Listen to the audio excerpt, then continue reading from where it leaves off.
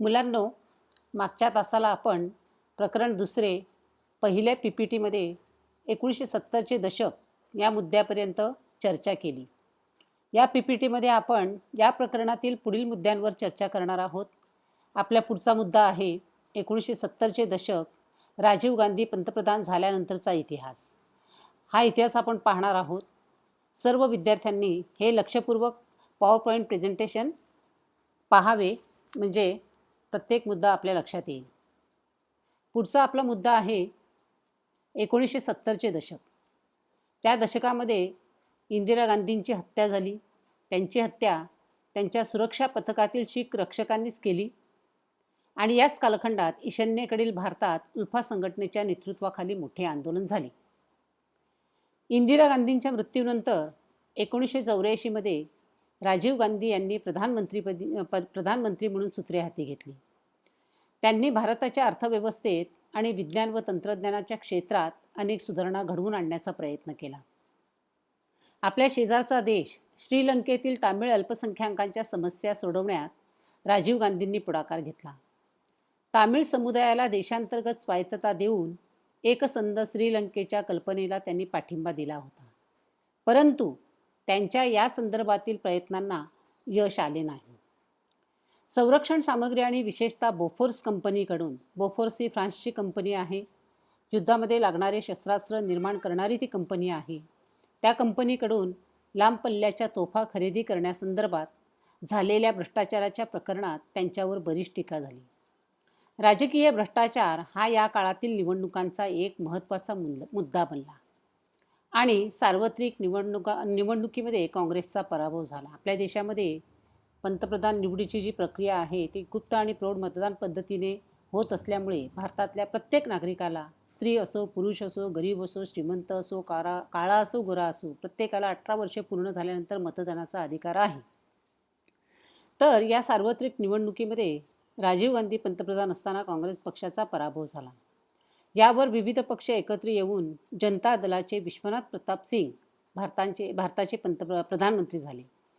इतर मागासवर्गीयांसाठीचे आरक्षण धोरण हे त्यांचे सर्वात महत्त्वाचे योगदान मानले जाते.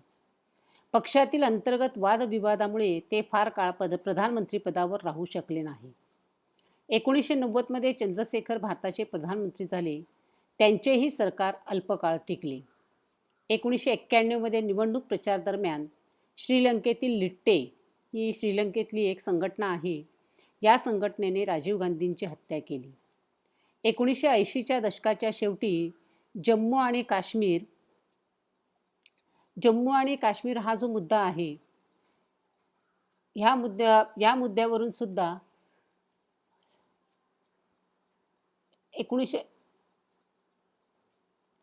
मुद्द्यावरून सुद्धा असंतोषाला सुरुवात झाल्याची दिसते. तेथील अतिरेकी कारवायांनी काश्मीरी पंडितांना तेथून निघून जाण्यास भाग पाडले. ही समस्या अधिकाधिक वाढत गेली आणि तिने आता दहशतवादाचे स्वरूप धारण केलेले आहे. आपण बघतोय 1991 पासून दहशतवादी कारवायांना आपला देश हा सामोरा गेलेला आहे. अनेक लोकांचा बळी त्यात गेलेला आहे. दहशतवादाची समस्या जगामध्ये दिवसेंदिवस उग्र स्वरूप धारण करत आहे. 1991 नंतरचे बदल. जगाच्या आणि भारताच्या इतिहासात 1991 हे वर्ष अत्यंत महत्त्वाचे आणि बदलाचे ठरले. त्याच काळामध्ये आपल्या देशामध्ये कामामध्ये कम्प्युटरचा किंवा संगणकाचा वापर हा केला जाऊ लागला. सोव्हिएत युनियनचे या सुमारास विघटन झाले आणि जगातील शीतयुद्ध संपले. भारतात शीतयुद्ध म्हणजे वैचारिक संघर्ष, प्रत्यक्ष रणांगणामध्ये किंवा युद्धभूमीवर जाऊन युद्ध न करता विचारांचा जो संघर्ष असतो त्याला शीतयुद्ध असे म्हणतात. भारतात PV नरसिंहराव यांच्या नेतृत्वाखालील शासनाने भारतीय अर्थव्यवस्थेत अनेक बदल घडवून आणले. याच काळात अयोध्या येथील रामजन्मभूमीचा व बाबरी मशिदीचा प्रश्न ऐरणीवर आला. 1993 ते 1996 ते 99 या काळात भारताच्या लोकसभेत कोणत्याच पक्षाला स्पष्ट बहुमत मिळाले नाही. म्हणूनच अनेक प्रधानमंत्री या काळात सत्तेवर आल्याचे दिसते. त्यात अटल बिहारी वाजपेयी, HD देवेगौडा आणि इंद्रकुमार गुजराल हे होते. अंतिमतः 1999मध्ये भारतीय जनता पक्षाच्या नेतृत्वाखालील राष्ट्रीय लोकशाही आघाडीचे सरकार सत्तेवर आले आणि अटल बिहारी वाजपेयी भारताचे प्रधानमंत्री झाले. अटल बिहारी वाजपेयी आणि पाकिस्तानबरोबर संवाद साधण्याचा प्रयत्न केला, परंतु त्यांना यश आले नाही.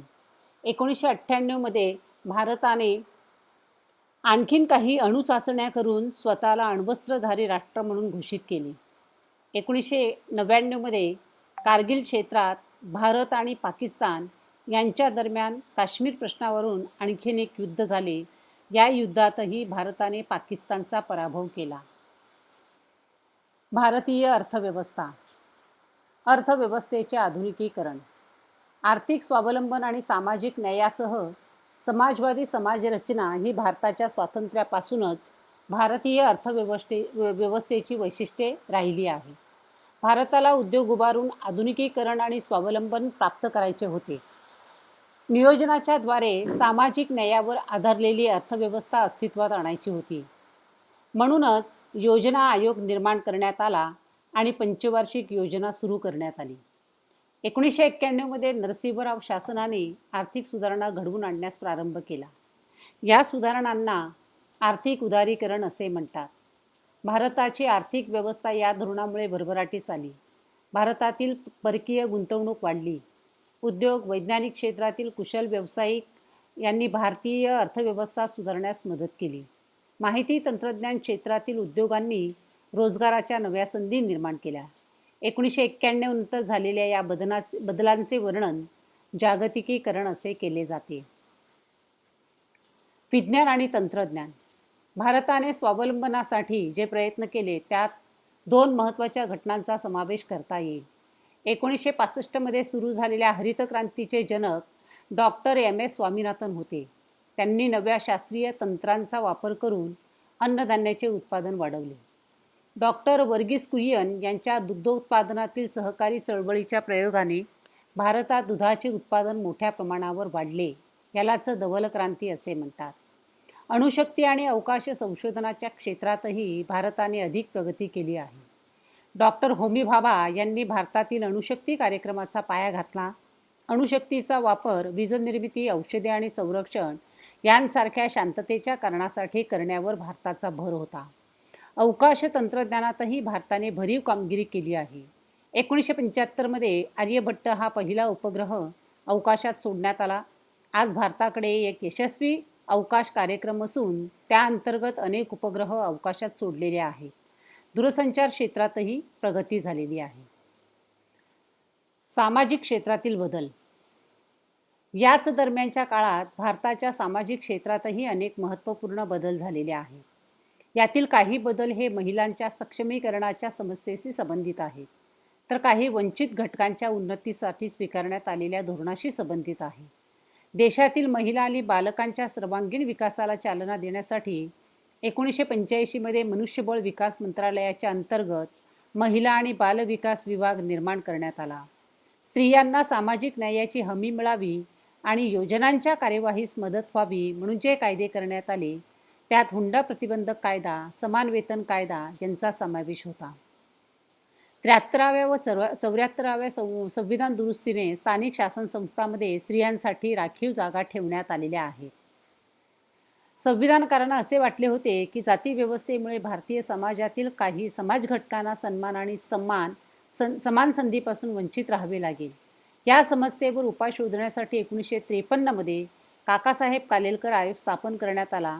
1978मध्ये BP मंडल यांच्या अध्यक्षतेखाली मागासवर्गीयांच्या समस्येचा विचार करण्यासाठी आणखीन एक आयोग निर्माण करण्यात आला. विविध सेवा आणि संस्थांमध्ये मागास घटकांना योग्य प्रतिनिधित्व उपलब्ध करून देण्यासाठी आरक्षणाचे धोरण स्वीकारण्यात आले. अनुसूचित जाती आणि अनुसूचित जमातीच्या समाज घटकांना उच्चवर्णीयांची भीती, हिंसा आणि दडपशाही यांच्यापासून मुक्त राहून प्रतिष्ठेने आणि आत्मसन्मानाने जगता यावे म्हणून 1989मध्ये शासनाने अत्याचार विरोधी अॅट्रॉसिटी कायदा संमत केला. जागतिकीकरणाने अर्थकारण, राजकारण, विज्ञान व तंत्रज्ञान, समाज आणि संस्कृती अशा सर्व क्षेत्रामध्ये अनेक बदल घडवून आणले.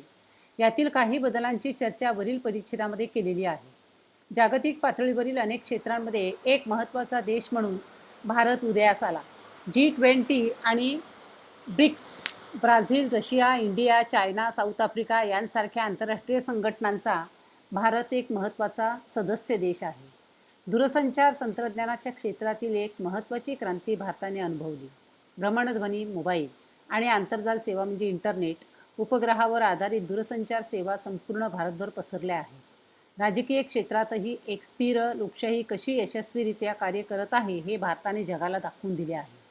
याचा परिणाम म्हणून भारतीय लोकांच्या आणि विशेषतः युवकांच्या जीवनशैलीत खूप बदल झाला आहे. हे बदल त्यांच्या आहारविषयक सवयी, पोशाख, भाषा, समजुती यातून दिसतात. पुढील पाठात आपण भारतापुढील काही अंतर्गत आव्हानांचा अभ्यास करणार आहोत. तर त्या अंतर्गत आव्हानांची चर्चा आपण पुढील प्रकरणामध्ये करणार आहोत. त्यामुळे आपण हे प्रकरण आपलं पूर्ण झालेलं आहे. या प्रकरणावरचा स्वाध्यायाचा जो PPT आहे किंवा व्हिडिओ आहे तो मी नंतरच्या तासाला तुम्हाला पाठवणार आहे. धन्यवाद.